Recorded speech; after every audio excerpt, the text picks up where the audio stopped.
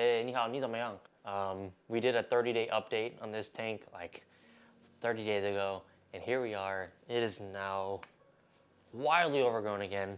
The Pennywort is growing out of the tank, as you saw earlier, and it's growing all over my desk. And that's not to mention all the floaters that we have up top. So yeah, welcome to the 60-day update of this tank. This tank is doing really well. And yeah, let's go ahead and service it, clear up the top. And as you can see, it's very overexposed in the top part of the tank. But in the bottom, it's like pitch black because you can't even see anything because there's no light being allowed into the bottom half. So let's go ahead and clear that up. And yeah, we got a lot of work to do.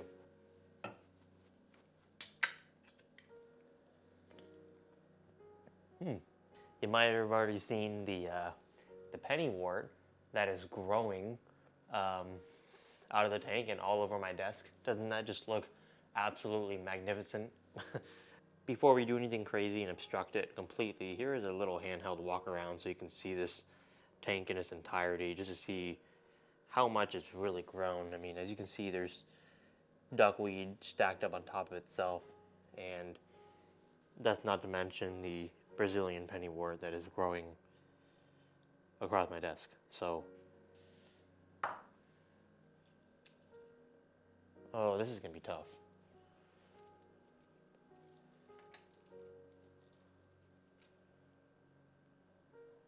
Wow. Alrighty then. Alright. So this is tougher than I'd imagined. Normally when I put pothos in a fish tank, right, it's, yeah, so this was actually rooted into the oh my. Take a look at this. Duckweed all over the pothos roots. Magnificent. Do you even duckweed, bro? Like, do you duckweed, bro? Okay, we're not really doing anything in a specific order here. I'm just taking things out as they get in my way. Because obviously, I mean, as you can see, this is pretty gnarly. So in here we had duckweed, Salvinia minima, and then obviously some frog bit in here. And it is densely packed. That is an understatement. Absolutely nutty. Do you guys remember the movie The Nutty Professor? Best movie ever. Oh, man. Well, this is the craziest thing I've ever seen. This is so much duckweed. And I don't even know why I'm acting surprised. Like, I better clear that up before you guys are like in the comments going, "Oh, what'd you expect?" I know how duckweed is, but for some reason I don't know. Did I get complacent? Maybe? I don't know. Alright, here we are. As you can see, we've obstructed it a little bit, and it's looking quite violent over here. As you can see, we've obstructed it quite a bit, and to say that there's duckweed on every single surface imaginable is an understatement. Look at that. Put it closer to the light. Yep. Frog bit with duckweed on it. Awesome. Alright, so what I'm gonna do now, whoops, not me dropping my scissors on my foot. Alright, so what I'm gonna do now is I'm actually gonna start cutting some of this Pennywort. And yeah, I mean, this stuff is just growing like crazy. It's insane. Yeah, we're just gonna basically just cut the stem. And yeah, this will grow back in a month. And you already know, we're gonna use the Doraemon duckweed removal tool. This is an ADA timed exclusive, straight out of Japan. I'm just kidding. So some of you in the comments have been asking why I use a fork to remove duckweed. So I use a Doraemon fork specifically because I used a Hello Kitty fork in the past and it didn't really work out so well. So Doraemon fork it is.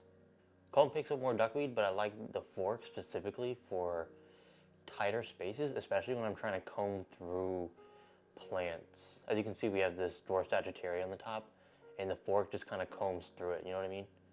Like whenever I use a comb, I kind of just, it just gets caught in everything. So you might have noticed, maybe not, we have some Endler fry in here. And this is only a temporary solution. I'm waiting for them just to get big enough so they can go back into the Endler community tank just over there. And yeah, just keeping them in here so they don't get eaten or sucked up by the filter. So yeah, they seem pretty comfy in here, but this is just a temporary solution, and once they get bigger, they'll get out of here. So here we have it. The tank has been cleared of most of the house plants and the floaters. I'm just gonna lower this light ever so slightly, and yeah, go ahead and dust it off. I really love the way that this tank looks with everything removed from the top, because you can actually see how much it actually is growing in the bottom half of things. So I'm gonna go ahead and cut this Pennywort down here. There we go. And I'm just gonna free up some space in the front, just like we always do.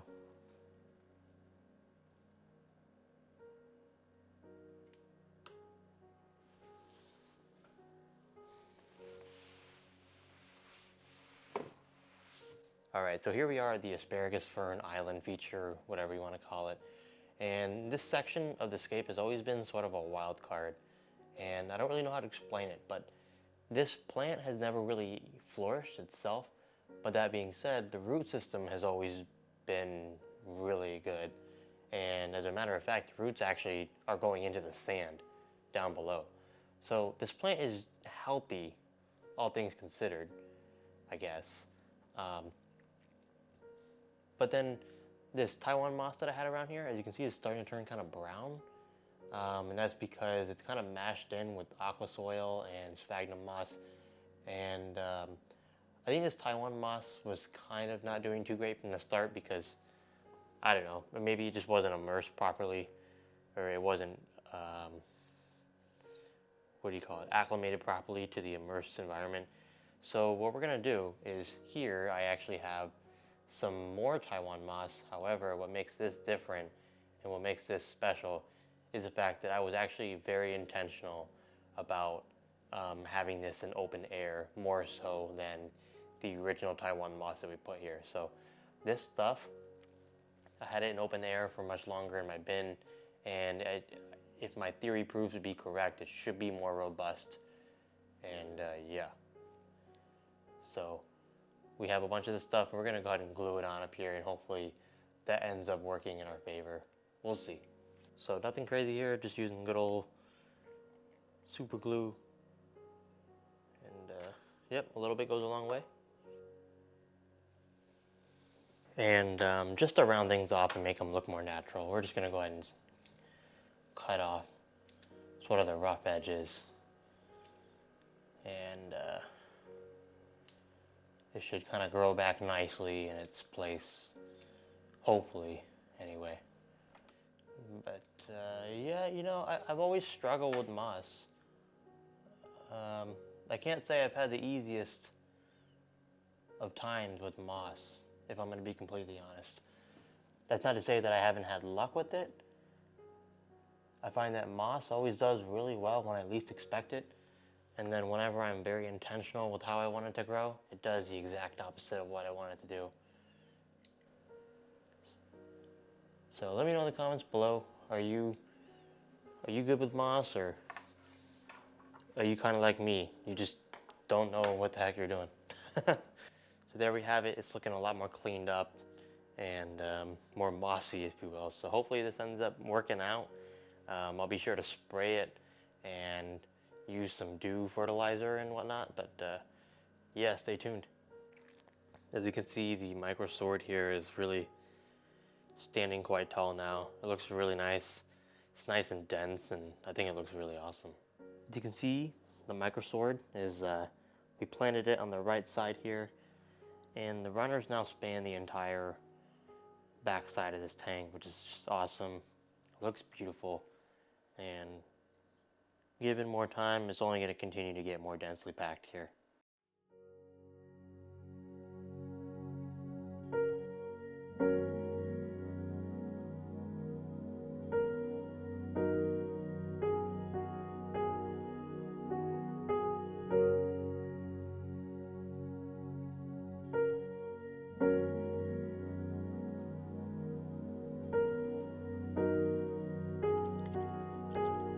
So this right here is Dew fertilizer spray from the company 2-Hour Aquarist.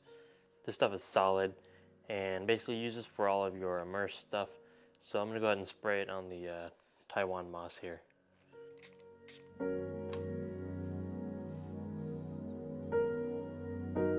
So this right here is a beautiful, beautiful piece of Bucephalandra that I have raised or grown. And this is actually from my honey gourami community tank that I recently dismantled, and I've been holding on to it. And I think it'll look really cool in here.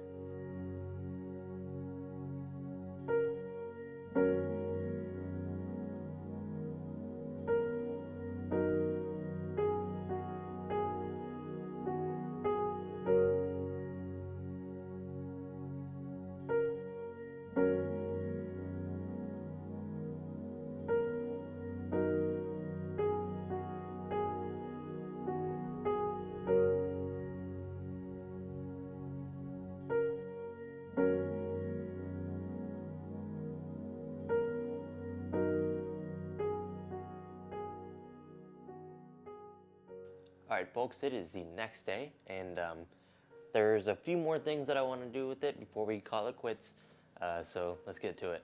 So as you can see, the Bucephalandra is in the back there, and I think it looks really awesome. But that being said, obviously the Dwarf Sagittaria is sort of covering it up.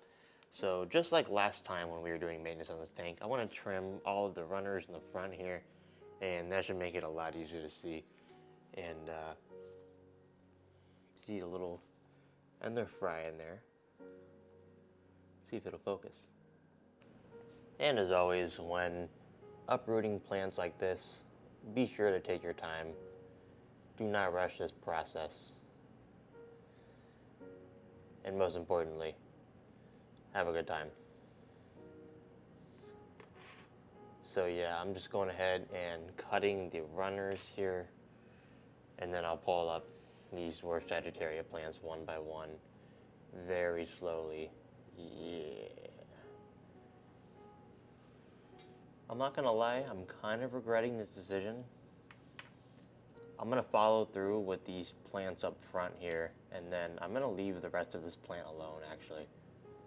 So, yeah, that did not want to come out. I don't want to do anything too crazy. I'm really not trying to disturb the substrate here. So that's...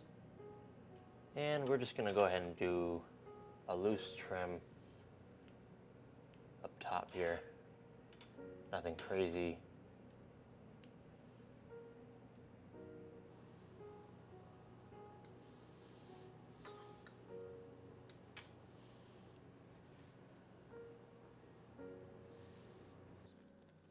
Here is a tiny little piece of Anubias that I got from my immersed grow out bin, and yeah, let's go ahead and find a spot for it. Go ahead and set that in here, and we do have super glue in here. So the white stuff that I just put in here is Chem Equilibrium, and essentially this is just for restoring mineral balance, and it adds to the overall hardness of your water. So yeah, shrimp do like harder water, so I like to keep this tank on the harder side. If I'm going to be completely honest, I've actually kept Neos in a wide variety of parameters. I've kept them in soft water, I've kept them in hard water, I've done it all really. But yeah, I just like to keep this tank harder, or on the harder side, just for good measure, so I always know what's happening at all times. And right here is our 2-Hour Aquarist APT3 all-in-one fertilizer. This stuff is solid. Yeah, I really love this stuff. So I'm gonna go ahead and add like 2 drops in here, not much.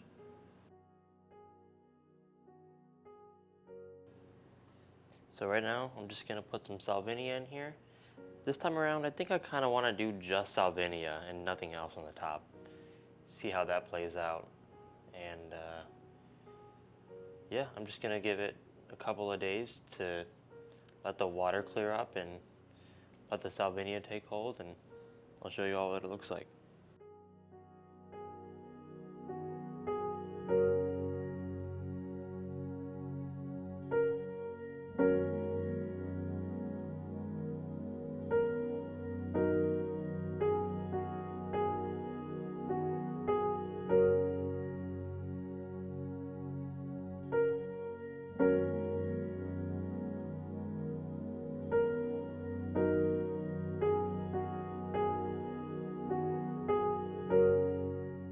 Well everyone, I've been having a lot of fun with this desktop cube, but I think it's finally time to wrap up this video. So without further ado, please let me know in the comments below what you want to see me do next with this particular aquascape. And as always, thanks for watching, and I'll see you on the next one.